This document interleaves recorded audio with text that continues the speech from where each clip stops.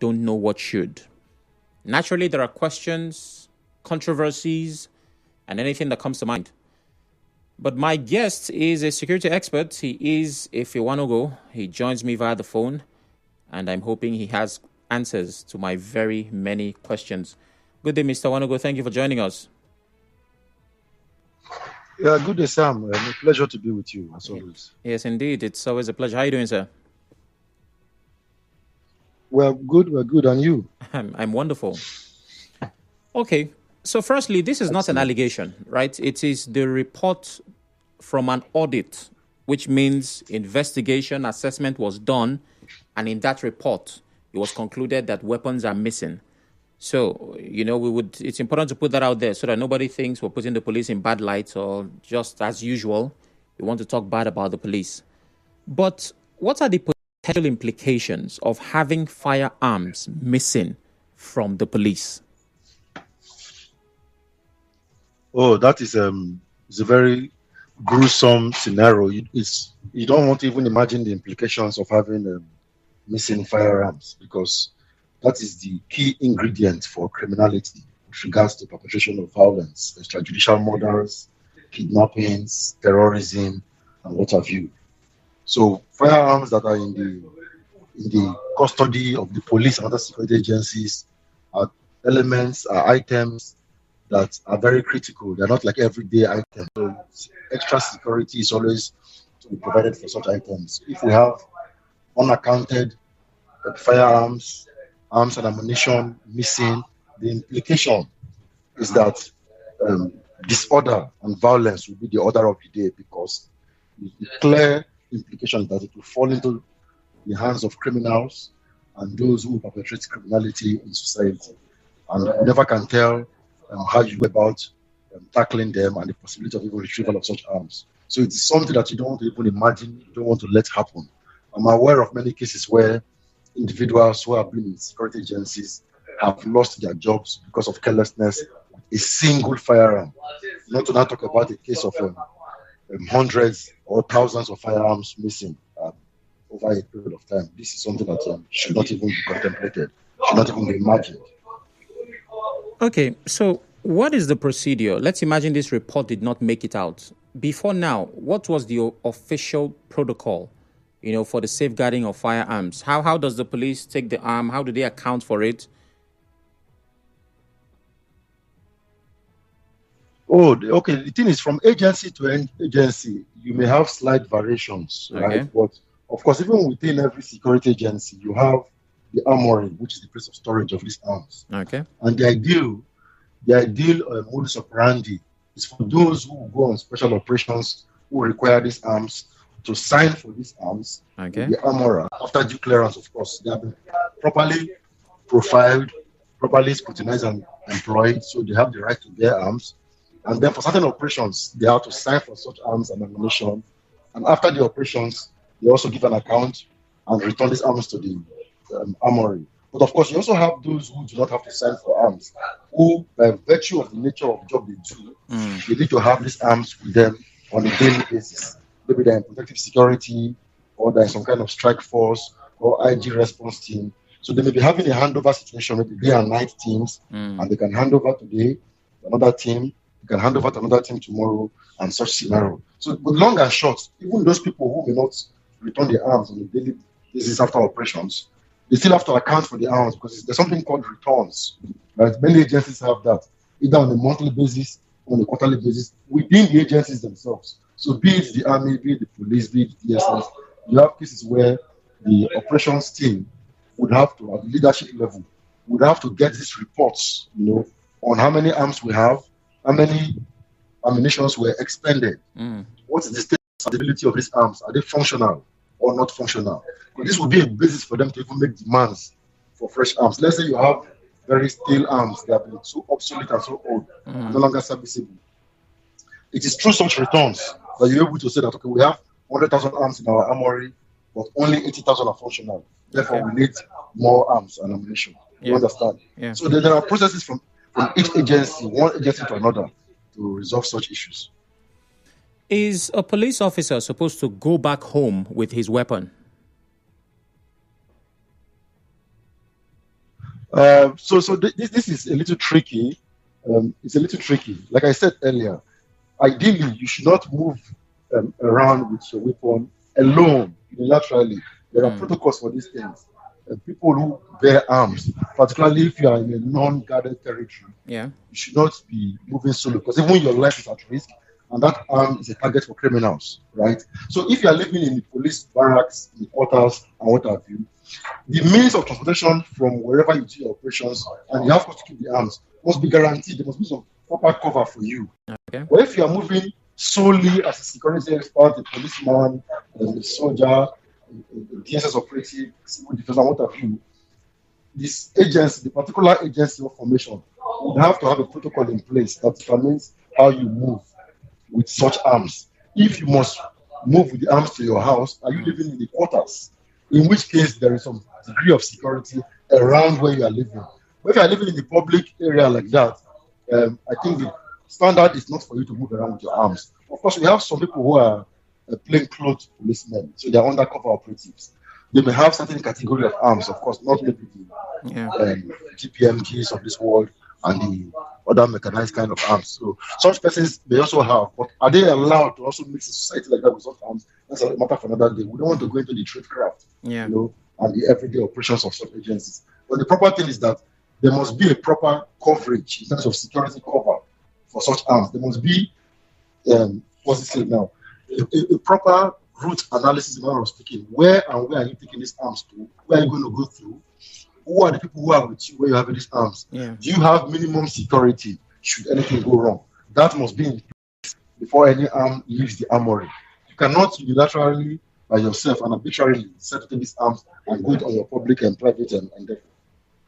That would be very wrong.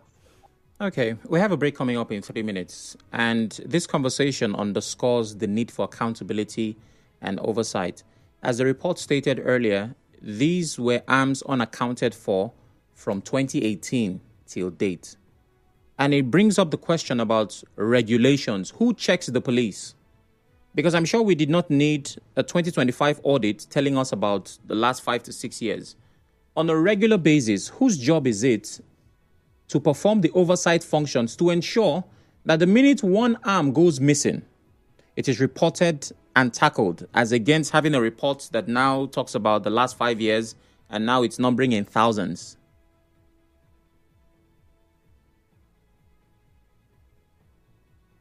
Okay, is that a question, sir? Yes, it is. Yes, it is.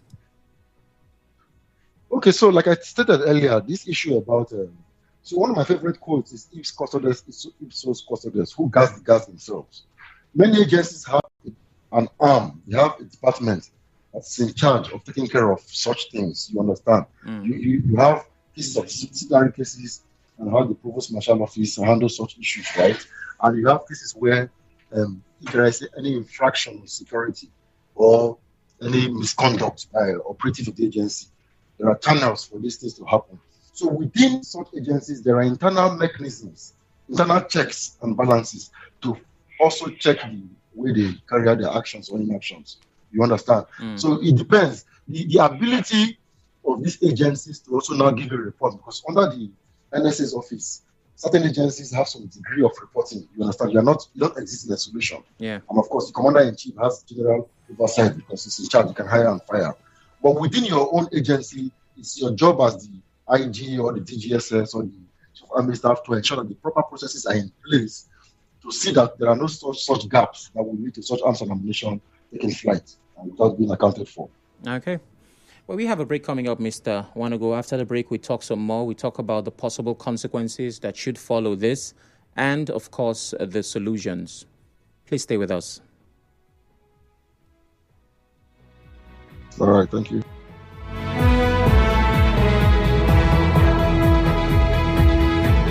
When in dire need of assistance or help within Rivers State, please contact the Rivers Emergency Service with the following numbers: 0904 022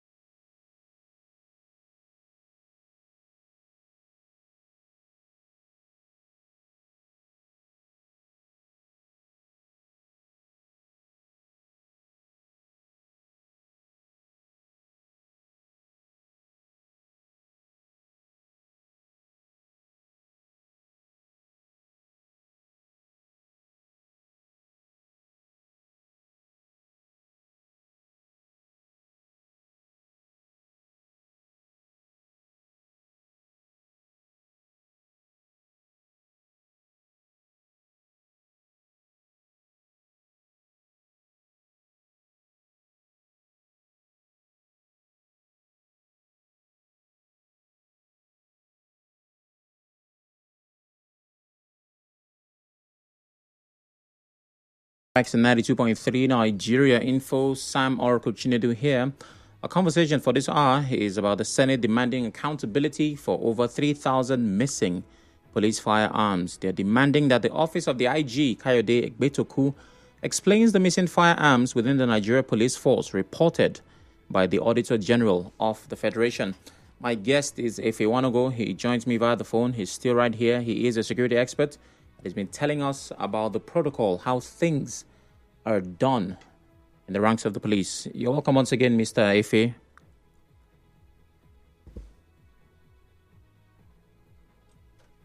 Hello? Yes, I'm with you. Thank you for having me. Okay, thank you very much.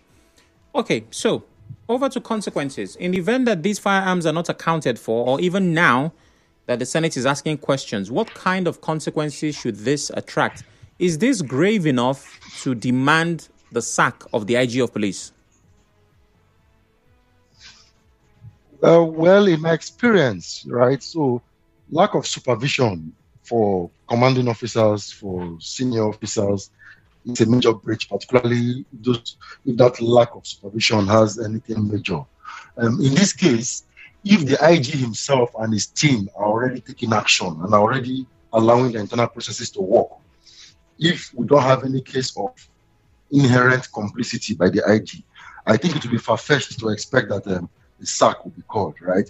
But if such things were going on under the nose of the IG, you can see that this whole issue of loss of arms and ammunition predates the IG, you understand? Yeah. What I would say, what would count is, as he got into office and as he became aware and cognizant of what has been transpiring, what has he done via the internal processes that he has?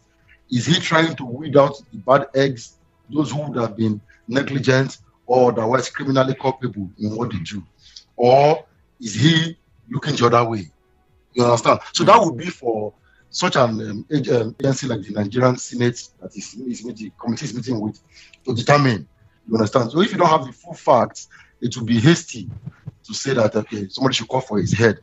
But if I were the commander-in-chief, and if I have proofs that something is going wrong, and anybody was not in charge, is not doing what he should do, and there are implications that you're not being in charge, that your failure to adequately supervise is leading to loss of life and extrajudicial killing, of course, I will have no hesitation not only to fire, but also to charge them for complicity and negligence.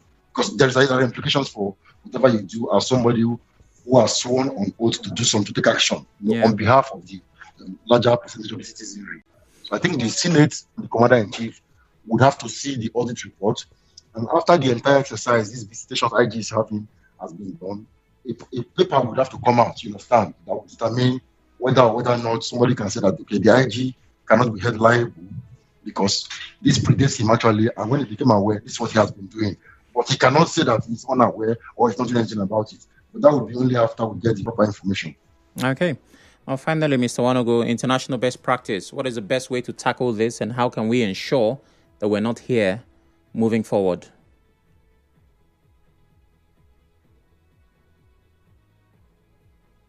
Hello? Hello, can you hear me? Yes, can you hear me? I can hear you now.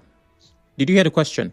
Okay. I said yes, in terms of how we prevent this from happening and best practices. Yes. I think what we find going wrong in our climb is lack of consequence management. We allow mediocrity to thrive without taking proper action. Now, for me, the security agencies like the police, the military, and others, they are low-hanging fruits. It's much more easier for you to tackle people in the security space because you've trained them, you know them to their roots, you can account from them every time of the day. Even those who are retired, you can account for them if you want to account for them. So you have records, you've done vetting beyond the periphery, you understand?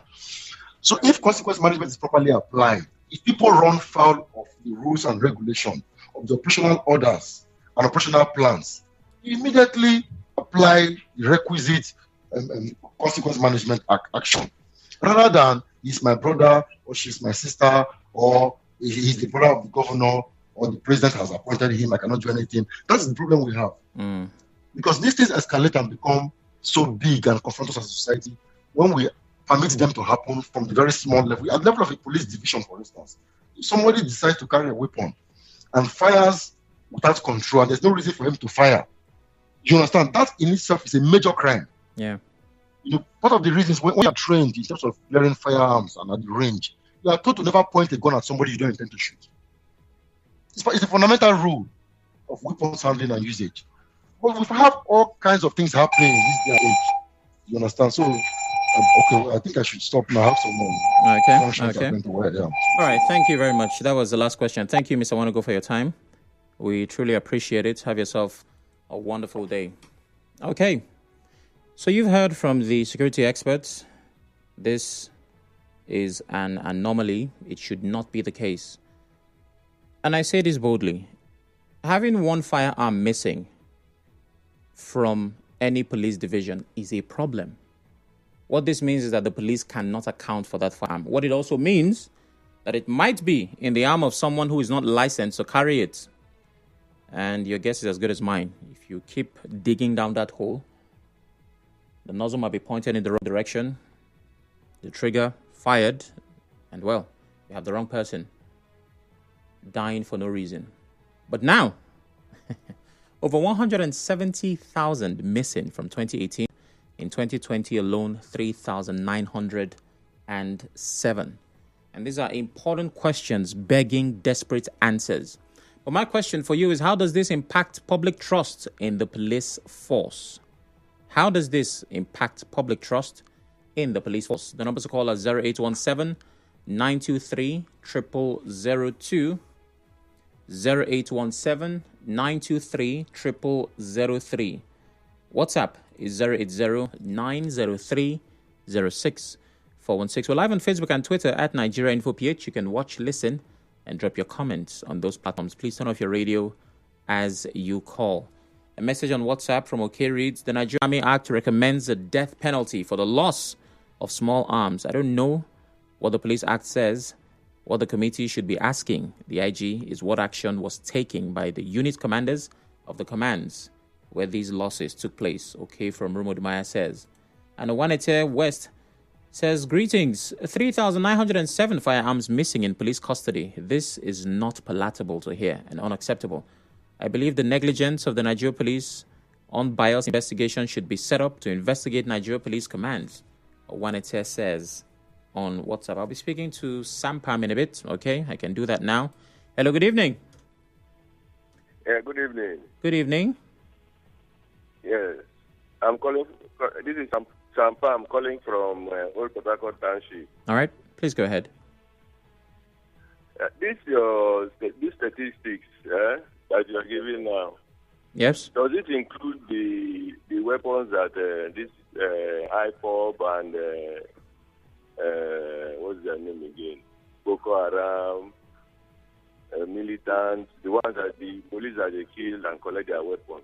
Does it include it, or is it the one that is missing from their command, from their various commands? The audit says firearms missing from police commands, which means firearms that should be with and for the police. So, as to whether it's for IPOB or other militant groups, we cannot tell. The audit report is police guns that are not with the police. Because I know that if those other ones are added to the one that is missing from their command, the figures should be above that, about what they are giving. Thank you very much. Okay, Sampam. Evidence calls from Rumubiakan. Oh my goodness, I wish he was still on the phone because his name would have given some clarity to this conversation. Ken from Ubimini. Hello, Ken. Good afternoon, SOC. Good afternoon. SOC, you see, I want to let you know on how inefficiency our leaders are in terms or in the place of security. Imagine the numbers of weapons missing with professionals. I don't know if you're getting me. Yes, I am. If professionals will be negligent on their duty to this short, huge amount of weapons, which they were told to guide the country, and we are yet battling the herdsmen, battling with the Boko Haram and other unusual I don't know how to classify these people that are using our weapons, terrorizing the good citizens of this country. So if you ask me, Mr. SOC, I will tell you that the police or the military had failed this country. As far as these numbers of weapons, this number of missing weapons are concerned, I don't think that there are countries that will have this sort of data of incompetency in security matters. Thank you very much. All right, thank you very much. Thank you, Ken. All right, Where Faulted on Facebook says, it didn't fly, it is traceable. That's his simple comment, short and straight to the point. Good afternoon, Sam. As much as the IG of police will be held liable, the past inspectors generals of police must be questioned as well, because this country is too porous to commit crimes and almost get away with it. The current IG should be suspended for investigation to be carried out. Clinton Mr. Fresh in Port Hackett says, and evidence has returned. Hello? Hello, good evening. My name is Evidence and I'm calling from Rumobiakani. Yes, indeed. Welcome. We need you now more than ever. Okay, why I'm trying to say this because I have an idea of an intelligence. That man, the weapon that is being lost is quite a risky something to the country. Okay. Because it might be some of those weapons they are giving out to the Boko Haram, using it to hurt the citizens of the country. So they should hold him responsible. It's not something a day like tomorrow now, federal government will just forget about all these kinds of issues. That is a big risk and threat to the country. Okay. Well, thank you very much. That's what I have to contribute. Thank you. Evidence with the evidence. And it's important to look at what he has said. Of course, we need to pursue this to the very end. Because there have been allegations. There have been accounts from people who made it out of kidnappers' den, people who survived armed robbery attacks, stating that they saw the criminals with police rifles. And when somebody says, how you take notice in a police rifle? You say, the thing has that police color. I saw it. Of course, people will deny. They will say, can you prove it? But when you have people saying things like this, and then an official report from an audit says that over 100,000 rifles have been missing since 2018, you might want to believe it. Lawson calls from Wanago. Good day, Lawson. Sam, good day. Good evening. Honestly, I don't know. Some of the things we hear, it's frightening. It is. I don't know. Inexplicable things happen in this country. Believe me, it beats me sometimes. I can look at over 3,000 weapons are missing, and they're obviously in the hands of criminals. No wonder the business is thriving. And then most of them AK-47. That AK-47 is an assault rifle, for Christ's sake. Yeah. AK-47 and M16 are